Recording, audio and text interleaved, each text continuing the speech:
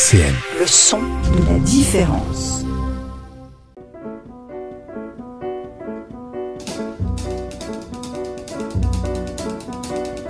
Dialectique sur RCN, Lionel Courchinou. Bonjour tout le monde et bienvenue dans Dialectique. Quel plaisir de vous retrouver comme d'habitude en ce vendredi à 13h sur RCN 90.7. Et aujourd'hui dans Dialectique, on va parler de finance, on va parler des directeurs financiers, du contrôle de gestion. Oui, je sais, ce sont des termes qui peuvent vous faire peur a priori et justement, on va essayer de décrypter tout ça. Quels sont les enjeux dans ces métiers? Qu'est-ce qu'il existe? Quelles sont les différentes formes que ça peut prendre? Et pour ce faire, j'ai le plaisir de recevoir Stéphane Maleki, qui est président de la DFCG Lorraine. Bonjour Stéphane. Bonjour. C'est un plaisir de te recevoir. On peut se tutoyer si ça te convient. Ah bah, grand plaisir. Et on va tout de suite mettre les pieds dans le plat, Stéphane. Est-ce que tu peux nous expliquer en quelques mots ce qu'est la DFCG, combien d'années ça a et puis quel rôle ça joue pour les professionnels de la finance dans la région Grand Est? Oui, bien entendu. Alors, la DFCG, c'est une association qui regroupe plus de 3000 dirigeants financiers en France. Les acronymes DFCG, c'est directeur financier et contrôleur de gestion. C'est une association qui existe maintenant depuis une bonne soixantaine d'années et qui fête d'ailleurs, donc du coup, ses 60 ans cette année, récemment, et a vocation de promouvoir et de permettre aux professionnels de la finance d'entreprise de se réunir, d'échanger, de pouvoir se confronter à s'entraider par rapport à toutes les problématiques qu'ils rencontrent au sein de leur travail. Donc le but du jeu est surtout de fédérer et de réunir les directeurs financiers et contrôleurs de gestion en France. Et c'est une association qui vit aussi beaucoup en région. Et donc, je suis le président de la région Lorraine. Donc, le but du jeu de cette association, c'est de promouvoir ces métiers et de faire vivre cette profession en local auprès des entreprises qui composent la Lorraine. Alors, tout au long de cette émission, on va essayer vraiment de comprendre ces métiers. D'abord, est-ce qu'on peut faire un distinguo? C'est quoi un directeur administratif et financier et c'est quoi un contrôleur de gestion? Alors, ce sont effectivement des métiers très différents, mais qui sont en lien. Donc, le directeur financier va être la personne qui va superviser l'ensemble de la stratégie financière d'une entreprise, faire les budgets, piloter les ressources financières. Le contrôle de gestion, quant à lui, va être un petit peu plus focus sur la performance, la rentabilité, proche du terrain, pour trouver des solutions très opérationnelles pour améliorer la performance de l'entreprise. Donc ce sont deux métiers différents, mais qui fonctionnent énormément en synergie. Dans certaines entreprises, le directeur financier peut avoir des fonctions de contrôle de gestion. Ça dépend souvent de la taille de l'entreprise. Dans des grandes entreprises, on va retrouver souvent ces deux fonctions distinctes, mais dans des entreprises de plus petite taille, souvent ces deux métiers sont confondus dans le directeur financier. C'est pour ça qu'effectivement, ça peut créer beaucoup de confusion ou d'incompréhension sur ces deux métiers. Oui, justement, c'est ce que j'allais dire. C'est vrai que comme parfois on les lit, c'est peut-être un peu plus difficile pour les non-initiés de savoir de quoi on parle exactement. Ça reste des métiers de la finance d'entreprise. On segmente, on différencie les tâches par rapport à une charge de travail, par rapport à des enjeux. Le contrôle de gestion, par exemple, va être très focus sur les coûts, la rentabilité, améliorer la performance de l'entreprise à tous les niveaux, que ce soit sous la liquidité. Le DAF va être plus, le directeur financier pour le coup, va être plus sur des missions de la relation bancaire, superviser la comptabilité, le service comptable. Là où le contrôle de gestion va être beaucoup plus orienté coûts, calcul de rentabilité, de marge. Voilà, c'est un peu le distinguo qu'on peut faire entre ces deux fonctions. Pour les coûts, les marges, on voit bien le budget, on voit bien ce que c'est pour les non-initiés. Mais quand on parle de performance, de quoi on parle? Quels sont les indicateurs clés concrètement pour nos auditeurs qui n'y connaissent rien? Alors, moi, j'aime bien prendre un peu ce parti pris de faire la comparaison qu'un directeur des ressources humaines. On pourrait considérer que le directeur financier est le directeur des ressources financières. Les actions, les décisions qui sont prises dans une entreprise ont forcément des résultats sur l'impact financier. Donc la performance, c'est comment maximiser en fait l'utilisation de cette ressource financière dans l'entreprise. Voilà. Quand on décide par exemple d'attaquer ou de recruter, ça a forcément un impact sur le budget de l'entreprise. Quand on décide de se lancer sur un nouveau marché, par exemple, ou lancer un nouveau produit, de faire des hypothèses, des projections financières, tout ça a forcément un impact sur la structure financière de l'entreprise. Et le rôle du DAF, c'est justement d'être plutôt dans l'anticipation et dans la mesure de cet impact. Ouais, c'est ce que j'allais dire, il y a beaucoup de projections dans ce métier au final. Exactement, on essaye de prévoir l'imprévisible. D'où la pression. Et d'ailleurs, comment t'en es arrivé là, toi? C'est quoi ton parcours? Je sais qu'on est écouté par pas mal de jeunes, d'étudiants, et on les reçoit ici dans des émissions. Parfois, ils nous disent je ne sais pas quoi faire de mon avenir, ou alors ils ont des métiers en tête, ils vont écouter cette émission par exemple, ils vont dire très bien, mais comment j'y arrive? Alors, j'ai découvert à travers la DFCG, depuis maintenant 4 ans que je suis membre, qu'il n'y a pas de parcours type. Le mien, en l'occurrence, est un peu atypique, puisque j'ai commencé ma carrière professionnelle en tant que téléconseiller. J'ai juste eu envie à un moment donné de me réorienter professionnellement, donc j'ai refait un master en finance. Et en alternance. Et suite à cela, j'ai eu l'opportunité de travailler à la Chambre de commerce où j'accompagnais des entreprises du territoire pour chercher des investisseurs, ouvrir le capital et faire entrer des investisseurs dans l'entreprise. Et suite à cela, j'ai eu l'opportunité de rencontrer un dirigeant dans les Vosges qui avait besoin d'un contrôleur de gestion. Mais lui, comme moi, on ne savait pas ce que c'était qu'un contrôleur de gestion. On lui a juste dit « j'aimerais bien avoir un contrôleur de gestion ». Puis moi, on m'a dit « ah, c'est un métier qui pourrait t'intéresser ». Et puis le feeling est passé entre le dirigeant et moi. On a juste décidé de faire un petit bout de chemin ensemble. Et c'est là où j'ai rejoint la DFCG. Et j'ai découvert, et qui m'a permis d'aller vite dans cette prise de poste et de me rendre compte quels étaient les enjeux du métier, qu'est-ce que c'était réellement. Et ce qui m'a permis d'être beaucoup plus efficace dans cette prise de poste et cette montée en puissance sur ce nouveau poste. Et c'est là où j'ai effectivement découvert un peu ce que c'était réellement, ce que c'était un contrôleur de gestion et un DAF. Et ça fait combien de temps que t'es dans ce métier, toi? Dans la finance d'entreprise, plus d'une dizaine d'années maintenant. 5 ans dans la levée de fonds et une cinquantaine à peu près autant dans la direction financière. Donc à la base, ton parcours scolaire ne t'orientait pas du tout vers ce métier-là? Pas du tout. Pas du tout. C'est une prise de conscience, voilà, puis une envie d'aller plutôt d'être au cœur de l'entreprise. Toujours eu envie d'être partie prenante dans la stratégie de l'entreprise. Et donc c'est un métier qui est hyper intéressant, passionnant, parce qu'en fait, on ne fait pas que des chiffres. On essaye d'être ce qu'on appelle aujourd'hui des business partners. Le DAF, le contrôle de gestion, est souvent considéré presque comme étant le bras droit du dirigeant, quelque part. Donc, c'est un métier où on est à la fois sur le terrain, mais à la fois aussi dans les décisions stratégiques de l'entreprise. Donc, le parcours est très atypique, puisque tous les confrères que j'ai pu rencontrer au sein de la DFCG, aucun parcours se ressemble, voilà, chaque histoire est propre. Et tu nous disais que ça fait une dizaine d'années que tu exerces dans ce métier. Est-ce que tu as vu une évolution du métier en 10 ans? Est-ce qu'il y a des compétences, par exemple, qui te semblent aujourd'hui indispensables et qui ne l'étaient pas 10 ans en arrière quand on se projette? Ah oui, alors souvent on imagine le DAF, le contrôle de gestion, il doit être bon en comptabilité, mais le DAF n'est pas un comptable. Il se sert, il est le garant de la production de cette donnée financière. De l'autre côté, aujourd'hui, on est confronté à plein d'enjeux qui est lié à la donnée.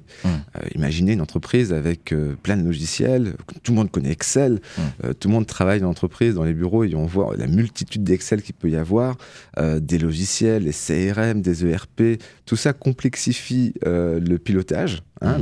Comment on retraite, comment on utilise toute cette information disponible. Et aujourd'hui, c'est cette complexité-là. Donc, il faut aujourd'hui aller vers ce qu'on appelle la business intelligence, c'est-à-dire la capacité d'utiliser des outils d'analyse de données. Donc, en fait, aujourd'hui, les jeunes qui se forment en ce moment doivent se sensibiliser aux bases de données, à l'analyse financière, à la data, comme on appelle ça, la data, la donnée. D'autres compétences qui doivent être aussi développée aujourd'hui, c'est cette capacité au-delà de l'aspect technique, c'est les soft skills. On reste un manager, on manage souvent une équipe. Une entreprise, c'est une entreprise avec des hommes, donc il faut être capable aussi de s'adapter dans le management pour amener l'entreprise et les collaborateurs dans la stratégie que l'entreprise a posée. Il y a des vraies questions de leadership quand on parle de DAF. Alors, est-ce que c'est quelque chose qu'on incarne? Est-ce que c'est quelque chose qu'on peut acquérir? Toi, de ton expérience, par exemple, qu'est-ce que tu peux nous en dire? Alors oui, c'est en forgeant qu'on devient forgeron. C'est ce qu'on dit souvent.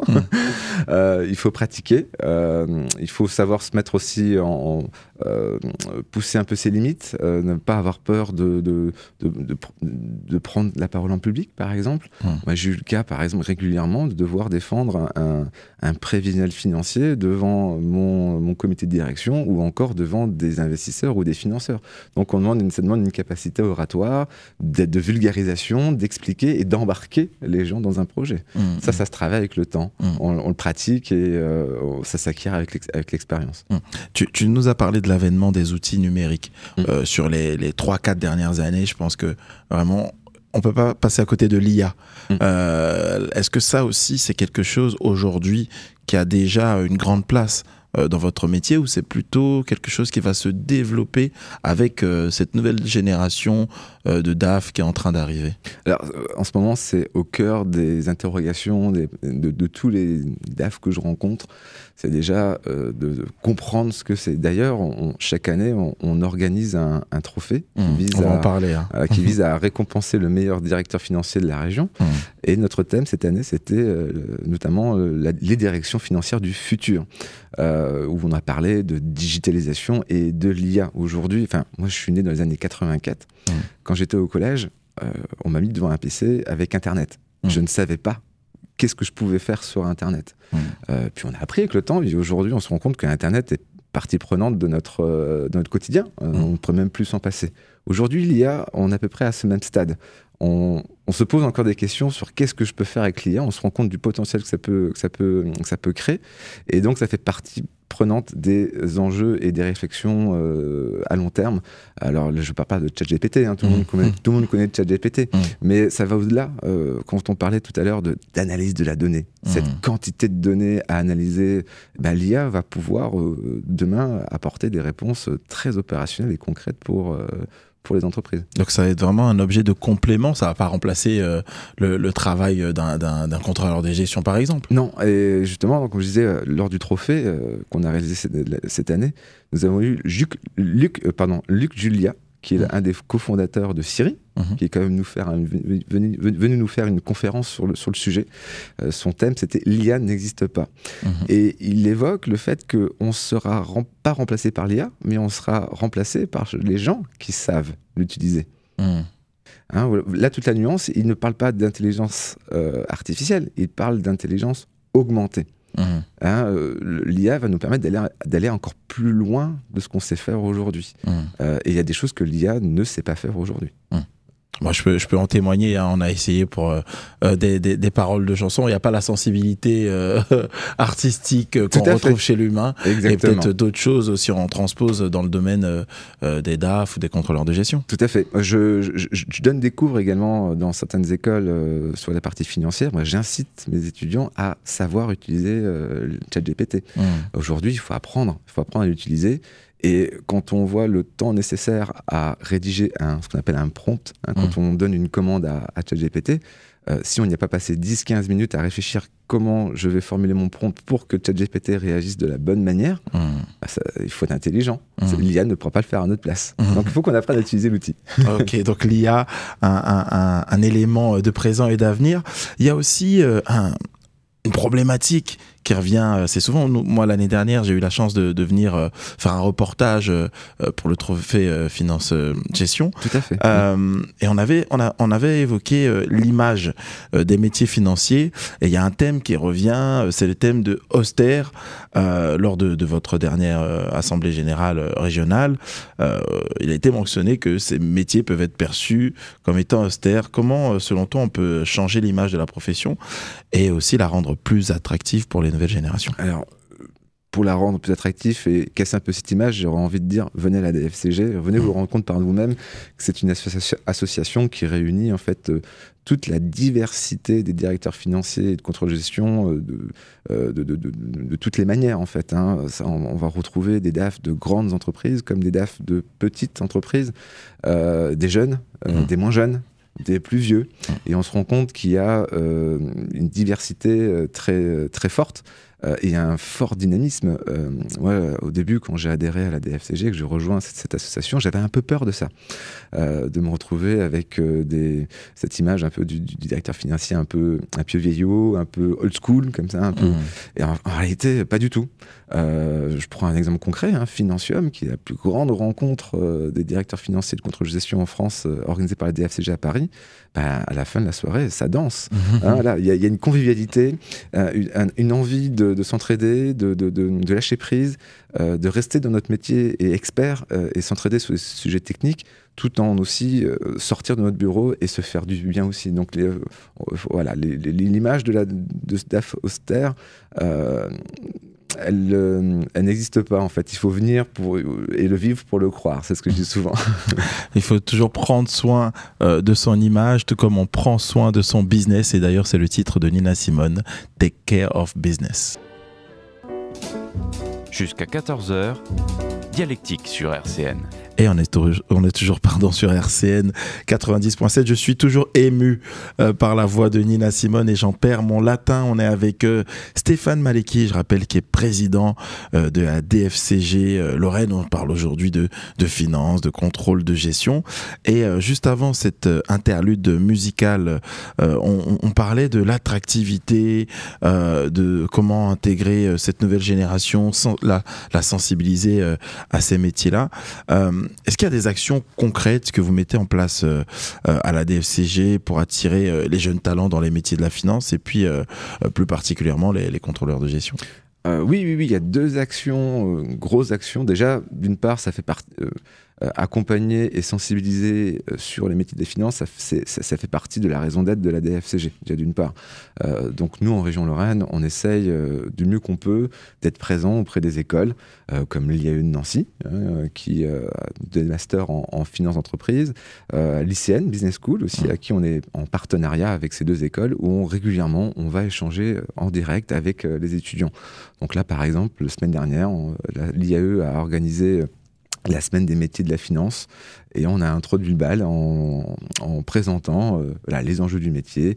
On avait une quarantaine d'élèves devant nous qui se questionnaient sur comment on devient DAF, comment on devient contrôleur de gestion, c'est quoi le salaire, comment on fait pour y arriver. Bref, c'était super intéressant et passionnant parce que quelque part, c'est eux, les futurs talents de nos métiers. Nous, on est déjà des vieux et ce sont eux aussi nos futurs membres.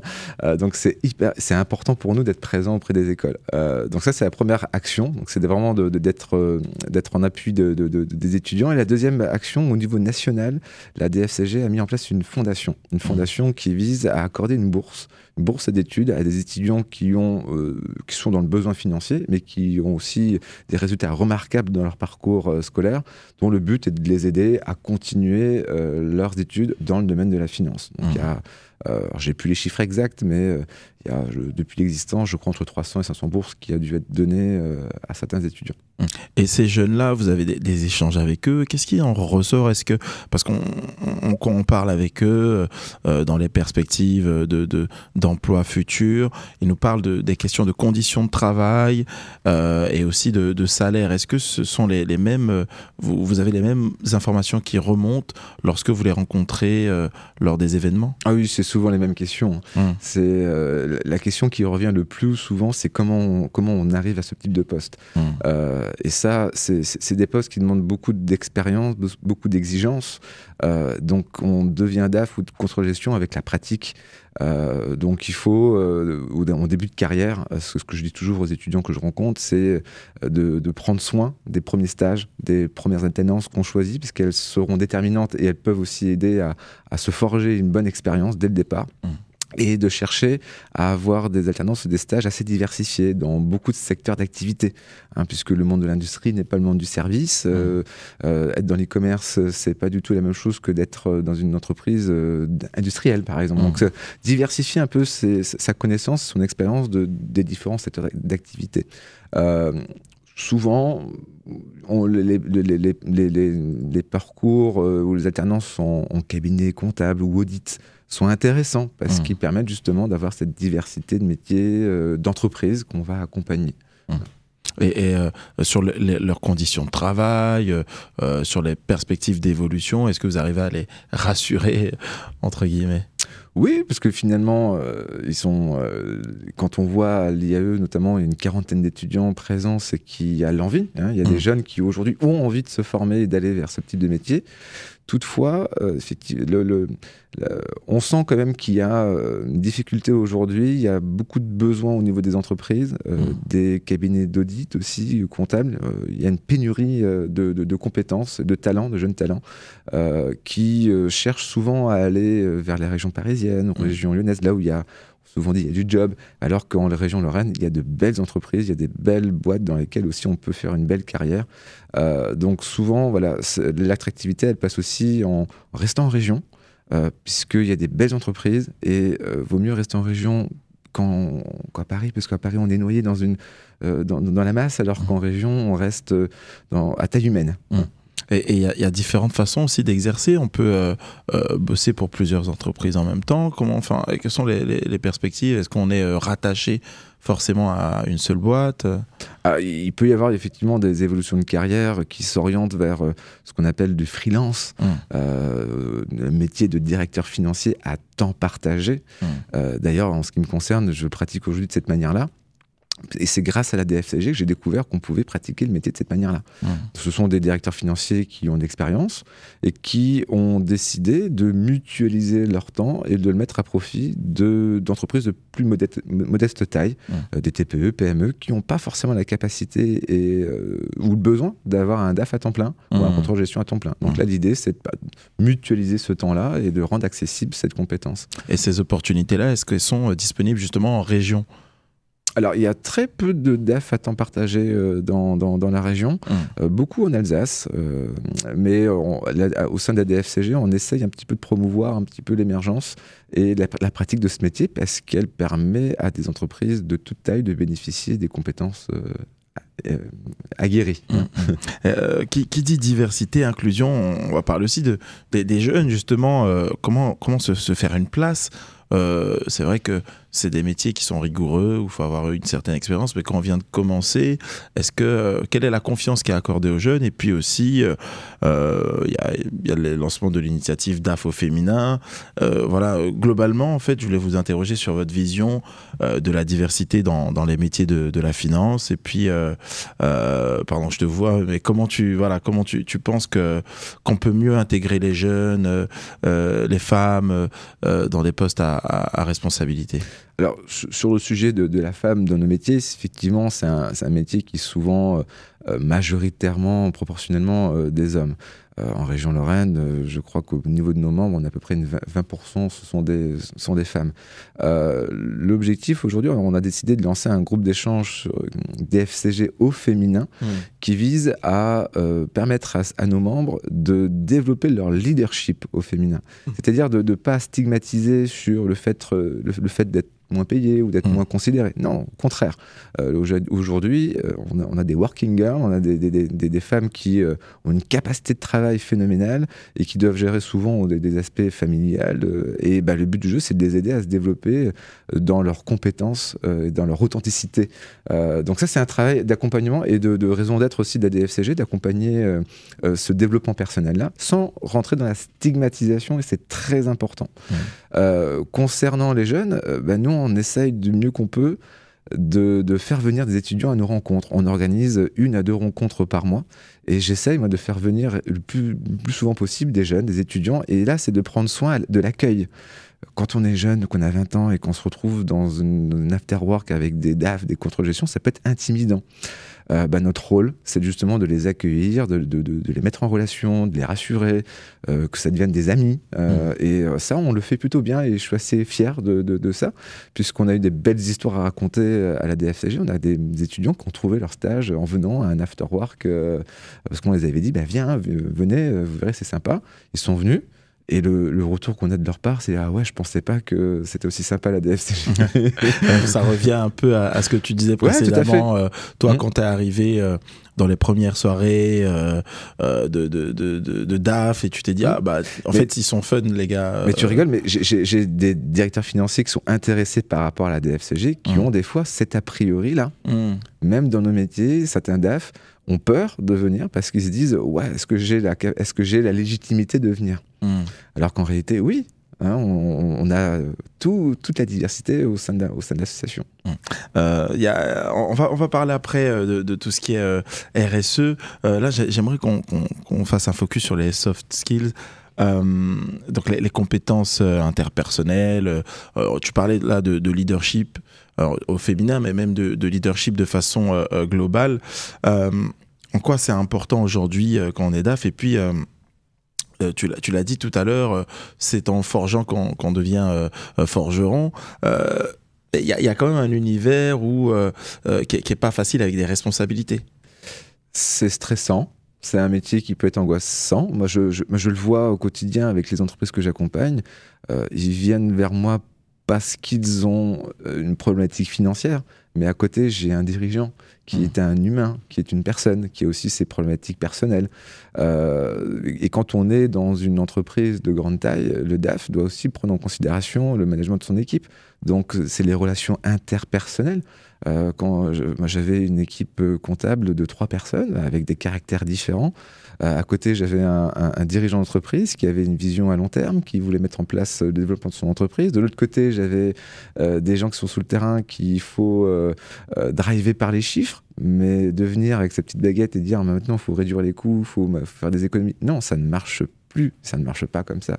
Donc ça demande des compétences managériales et de soft skills aujourd'hui, plus que de la technicité dans les chiffres. Pour revenir sur ce que je disais auparavant, tout ce qui est RSE, responsabilité sociale des entreprises, est-ce que là aussi il y a des problématiques que vous accaparez au sein de la DFCG? Absolument. Pour faire simple, pour nos auditeurs qui ne sont pas forcément dans cet univers, il y a une directive européenne qui est en train de s'appliquer en France aujourd'hui, qui impose les grandes entreprises à devoir mesurer des indicateurs de performance RSE. Que ce soit sur l'environnement, que ce soit sur la partie sociale, etc. Donc il va incomber à beaucoup d'entreprises et beaucoup de DAF de mettre en place ce fameux reporting. Mais là, on en revient sur le schéma où on fait des chiffres, on remplit des tableaux. Non, aujourd'hui, le rôle du directeur financier et du contrôle de gestion, c'est d'aller au-delà de cette obligation réglementaire et d'être proactif dans la recherche de solutions concrètes et très pragmatiques pour les entreprises dans lesquelles ils travaillent. Je donne un exemple. Si on veut s'approvisionner de la matière première de manière plus respectueuse, ok, mais comment? Et donc le DAF peut être moteur aussi pour aider à trouver des solutions. C'est-à-dire que dans vos objectifs financiers, vous intégrez constamment cette dimension-là. De plus en plus. Aujourd'hui, savoir mesurer le retour sur investissement d'un projet de transition écologique. Je prends un exemple concret, on décide d'investir sur du photovoltaïque. Ok, c'est super, ça va nous permettre de gagner peut-être en coût d'électricité, mais c'est un investissement. Donc il faut être capable aujourd'hui de s'accaparer ces problématiques, ces sujets sur des investissements qu'on ne maîtrise pas forcément, dont on ne connaît peut-être pas forcément la technicité. Donc ça demande une curiosité et une capacité à aller à évoluer dans une logique financière plus respectueuse de l'environnement et de l'humain. Et ça aussi, est-ce que c'est sur les 10 dernières années, toi, est-ce que tu l'as vraiment remarqué, l'évolution de ces problématiques-là à travers les entreprises, ou est-ce qu'il y a 10 ans, c'était déjà quelque chose de prégnant? Alors, il y a 10 ans, c'est quelque chose qui existait déjà. Aujourd'hui, au-delà de l'aspect financier, effectivement, on sent que beaucoup d'entreprises tendent à mettre en place ce qu'on appelle des stratégies RSE dans l'entreprise. Et il faut toujours faire le distinguo entre ce qui est du marketing et ce que j'appelle moi du greenwashing et la réalité des faits et l'intention qui va derrière. Ça, chacun fera son jugement par rapport à ça. Et toi, à titre personnel, qu'est-ce qui te plaît le plus dans ce métier? Dans ce métier, moi, c'est d'être au cœur de l'entreprise. C'est d'être à côté des dirigeants. Je vis un peu une vie entrepreneuriale par procuration, quelque part. Hein, j'ai toujours eu envie de créer mon entreprise, mais j'ai jamais eu une idée révolutionnaire. Ben, le fait de m'associer à des entreprises et au cœur de la stratégie, ben, quelque part, je le vis un peu par procuration. On peut dire c'est pour ça que tu travailles et que tu te lèves le matin. C'est ça, exactement. Eh bien, ça fait écho au titre qu'on va écouter. C'est Laura Mvula, You Work For Me. 13h, 14h, Dialectique sur RCN, Lionel Courchinou. Toujours sur RCN 90.7, on vient d'écouter Laura Mvula, You Work For Me, très beau titre que j'adore. Et on est avec Stéphane Malecki, président de la DFCG Lorraine, je rappelle DFCG, directeur financier et contrôleur de gestion. Et on parlait de ces jeunes talents qui pourraient peut-être s'orienter vers les métiers de la finance. Toi, Stéphane, on a parlé de ton parcours, tu n'étais pas du tout destiné à ça. À côté, tu as même d'autres passions, le théâtre. Est-ce qu'il y a des liens entre ce que tu as appris dans ton parcours, par exemple, ce que tu as appris le théâtre d'improvisation et le fait d'être aujourd'hui président de la DFCG? Alors, le théâtre d'improvisation, effectivement, j'en ai fait pendant 4-5 ans en tant qu'amateur. J'ai découvert ça par hasard, suite à la rencontre d'un ami. Et j'ai découvert un univers hyper intéressant où on apprend à lâcher prise. Hein, quand on monte sur scène et qu'on ne sait pas quelle scène de théâtre on va jouer, ben ça demande un vrai travail de vaincre sa timidité, savoir lâcher prise et surtout accepter les propositions et les idées des autres collègues qui jouent avec toi. Et en fait, ce travail-là, on le fait dans un cadre très convivial, mais je me suis vite rendu compte qu'on pouvait le pratiquer dans l'environnement professionnel. Apprendre à lâcher prise, apprendre à écouter, à accepter les idées des autres, ben, en fait, ce sont des choses si on le pratique au quotidien, on arrive à mieux vivre les choses. Et tout à l'heure, on parlait de RSE. J'ai oublié de passer le bonjour à un ami qui nous écoute forcément, qui en ce moment travaille sur ces problématiques. Je pense à Anis. Oui. Donc Anis qui nous écoute. On petit clin d'œil à Anis. Petit clin d'œil. Je sais que voilà, j'ai oublié de te mentionner. Et ce sont des questions que tu as à cœur. Voilà. Donc Anis, je ne t'oublie pas sur la RSE. Pour revenir à ce qu'on disait, effectivement, donc c'est certaines compétences finalement que tu transposes, le lâcher prise, l'écoute. Tu disais, t'es le bras droit quelque part du directeur de l'entreprise. Voilà, tu dois être à son écoute, comprendre la vision et les enjeux, sachant que t'es dans un métier où tu dois constamment anticiper. Tout à fait. Tout à fait, et c'est là où, comme on le disait tout à l'heure, hein, on n'est plus sur de la technique, de la comptabilité et les chiffres, on est sur des soft skills. Et c'est ça aujourd'hui qu'on essaye de faire passer comme message auprès des jeunes talents qui sont en train de se faire former par les écoles sur développer aussi vos soft skills, pas uniquement que les aspects techniques.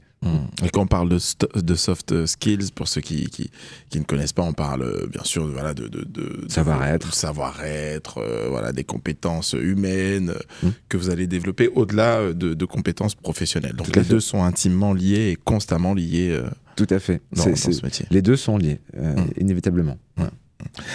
On parle donc de DFCG, il y a une vie associative. Quelle est l'importance des événements que vous organisez? Après, on viendra sur l'un des événements phares qui est le trophée Finance Gestion, mais de façon générale. De façon générale, alors l'association, comme j'ai dit tout à l'heure en préambule, en début de notre échange, compte 3000 membres en France. Autant dire que c'est une grande maison. Et en Lorraine, on est à peu près une soixantaine de membres, avec l'Alsace qui est à peu près aussi 60 membres. Donc on représente au niveau Grand Est une centaine de membres. Et on essaye, notre rôle est de faire vivre la DFCG sur son territoire, de faire rencontrer les DAF, les faire sortir de leur bureau et de les faire rencontrer. Donc on essaie d'organiser entre 1 à 2 rencontres par mois, sous forme de déjeuner, d'afterwork, de conférences. Là par exemple, on a une belle conférence qui est en train de s'organiser avec notre partenaire Caisse d'Épargne sur le restructuring, les entreprises en difficulté. Quel est le rôle du DAF dans ce genre de contexte? On a un autre événement sur les placements de trésorerie, comment que ça marche. Bref, des événements qui allient à la fois convivialité et technicité, parce qu'on a aussi besoin de se former et de rester à la page. Donc en fait finalement, je suis un DAF aujourd'hui, je suis un contrôleur de gestion, j'écoute la radio. Qu'est-ce qui me donnerait envie de rejoindre la DFCG? C'est tout le dynamisme qu'on essaye de mettre en place. Alors là, je parle en tant que président de la région, mais derrière moi, avec moi, j'ai un bureau, 6 personnes qui nous écoutent aujourd'hui et qui sont hyper dynamiques, conviviales. Et du coup, tout ça fait que c'est une belle association qui vit. Et du coup, on donne envie aux gens de venir et on crée des liens, ça devient des amis. Les membres deviennent, ça crée des liens et on noue des amitiés entre les différentes personnes, membres du bureau, etc. Donc ça fait une petite famille. Est-ce que vous échangez sur les problématiques que vous rencontrez les uns les autres? Est-ce qu'il y a aussi ça au sein de cette communauté? Ah oui, c'est même la genèse, c'est même le fondement de la DFCG, c'est de pouvoir échanger, partager un peu son quotidien. Souvent, mettez-vous à la place d'un directeur financier ou d'un contrôleur de gestion qui est dans son entreprise, tête dans le guidon, et la DFCG permet à ces personnes de retrouver un temps de pause, un temps de réflexion, de rencontrer d'autres pairs qui rencontrent probablement les mêmes problématiques qu'eux. Et du coup, ça fait du bien des fois d'échanger entre soi, entre des gens qui partagent ou qui rencontrent les mêmes problématiques. On parlait du point culminant, enfin l'événement phare, c'est voilà ce trophée finance et gestion.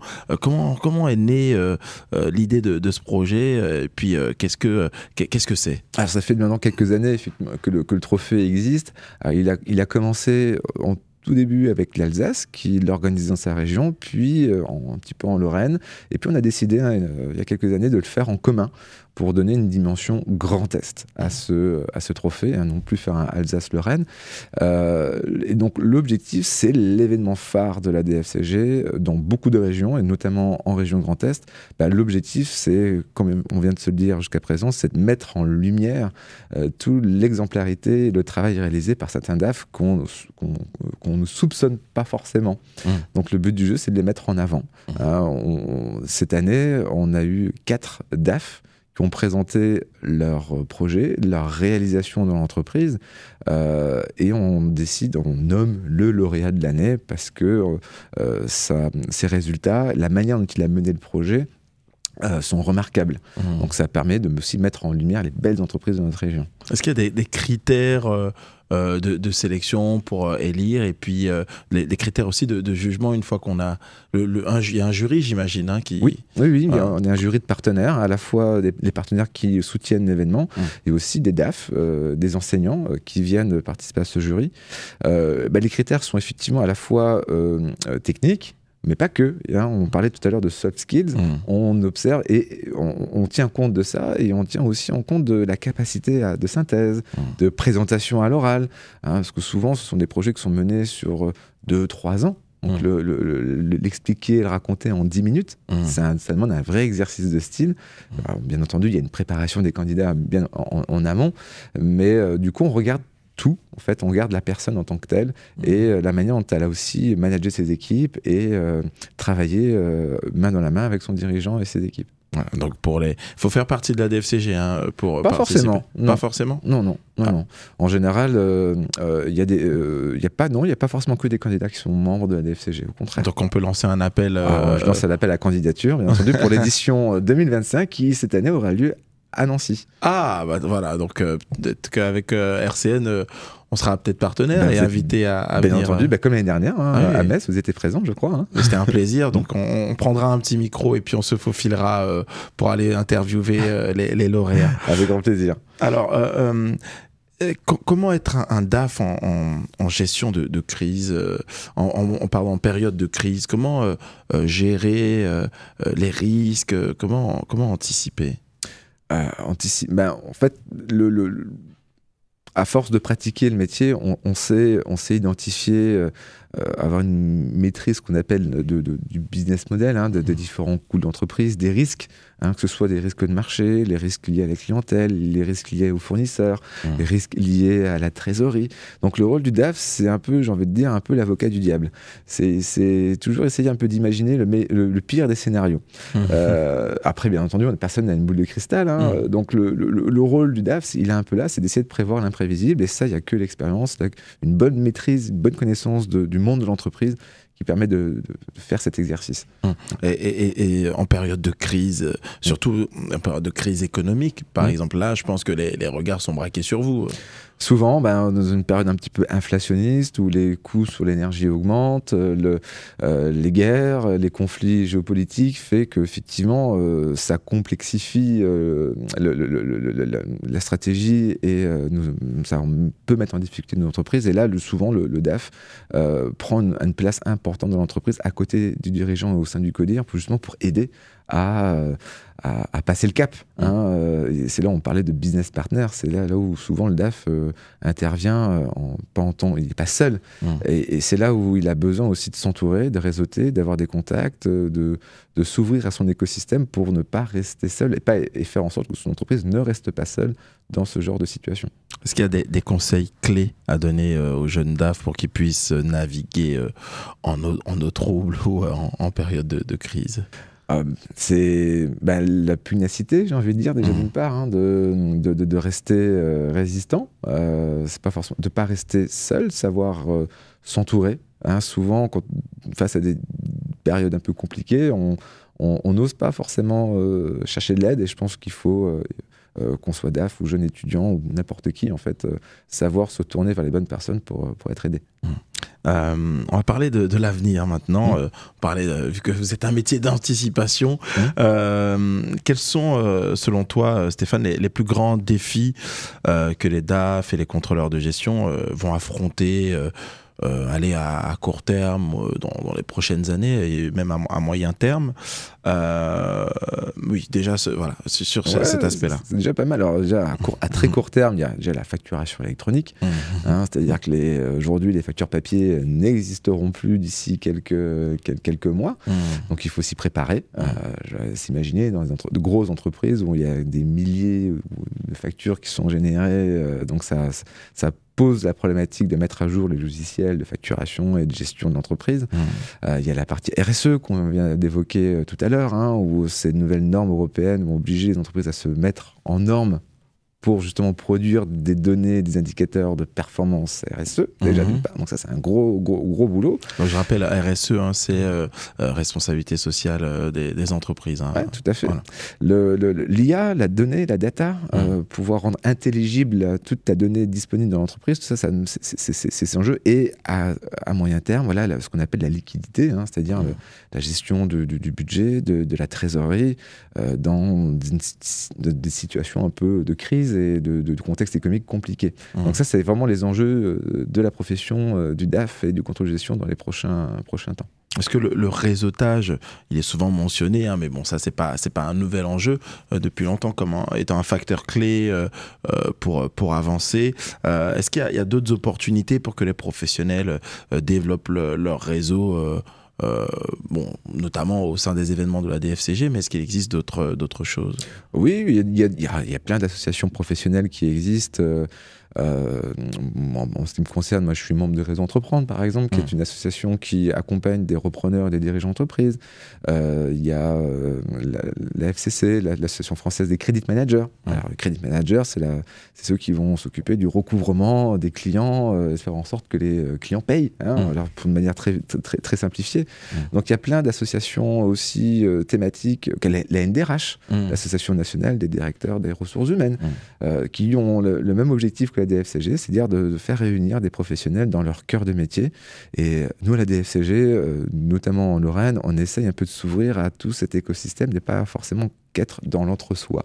On a besoin aussi d'aller voir, rencontrer d'autres réseaux, parce qu'on ne traite pas forcément les mêmes problématiques ou de la même manière. Ça, c'est un conseil que vous pouvez donner aussi aux jeunes qui nous écoutent, qui ont dans ce métier. Tout à fait, à chercher à réseauter, à aller dans ces cercles d'échange tant qu'ils le peuvent, parce que justement, c'est ça qui va leur permettre de développer leur carnet d'adresses, de créer des opportunités d'échange. De diversité de réseaux, quoi. Je disais tout à l'heure, des étudiants qui sont venus à la DFCG des fois ont réussi à trouver un stage. Ou rencontrer quelqu'un qui peut aider. Là, à l'IAE, quand on a fait la semaine des métiers de la finance, 4-5 étudiants nous ont dit j'arrive pas à trouver un stage, est-ce que vous pouvez nous aider? On a pris les 4 CV, on les a envoyés à l'ensemble de nos membres. Voilà. Donc, ça crée des opportunités, il y a un coup de pouce. Il ne faut pas forcément y attendre quelque chose de précis. Donc vous encouragez aujourd'hui les étudiants à venir vous voir, à vous poser des questions, à vous solliciter. Tout à fait. Tout à fait. Moi, j'ai énormément d'étudiants qui me contactent sur LinkedIn j'ai plaisir à y répondre, à prendre le temps. C'est notre devoir, quelque part, de faire émerger l'envie vers ce métier-là. Et avant de terminer l'émission, une dernière question sur l'équilibre entre vie professionnelle, vie personnelle. On parlait de métiers à responsabilité, de métiers d'environnement à haute pression. Toujours pour les jeunes qui nous écoutent, comment gérer tout ça quand on arrive dans un univers avec plein de problématiques? Alors, je ne suis pas forcément le mieux placé pour donner des conseils, parce que moi-même, je travaille beaucoup. Mais en tout cas, moi, le conseil que je pourrais donner, c'est d'être capable de lâcher prise, de bien faire le distinguo entre le monde professionnel et sa vie privée, et de marquer la différence, de se fixer des limites. Sinon, on peut vite se retrouver débordé, ou le pro empiète trop sur le privé. Et ce qui est le plus important pour moi, et ça c'est mon exemple, c'est mon avis personnel, c'est d'avoir un entourage aussi qui vous soutient. J'ai un conjoint qui comprend parfaitement mon métier, à qui j'échange beaucoup, lorsque je me suis lancé dans l'entrepreneuriat, m'a soutenu. Donc c'est important aussi d'avoir à ses côtés un appui familial et amical. Merci beaucoup Stéphane Alecki. Donc je rappelle que tu es président de la DFCG Lorraine, et puis voilà, comment on peut joindre la DFCG, comment on peut Alors on a une page LinkedIn, il suffit de taper DFCG Lorraine sur LinkedIn et s'abonner. On publie régulièrement sur nos rencontres. Et sinon il y a le site de la DFCG, www.dfcg.fr ou .com, je sais plus trop, mais je crois que c'est un des deux. De toute façon, il faut essayer. Voilà, vous googlez DFCG Lorraine et normalement on tombe dessus sans aucun problème. C'est hyper facile. Bon, très bien, le message est passé. Merci beaucoup Stéphane. Merci Lionel. Et puis on va se quitter en musique. On parlait de directeur financier, de contrôle de gestion, et Malik Berry lui parle tout simplement de contrôle. RCN, www.rcn-radio.org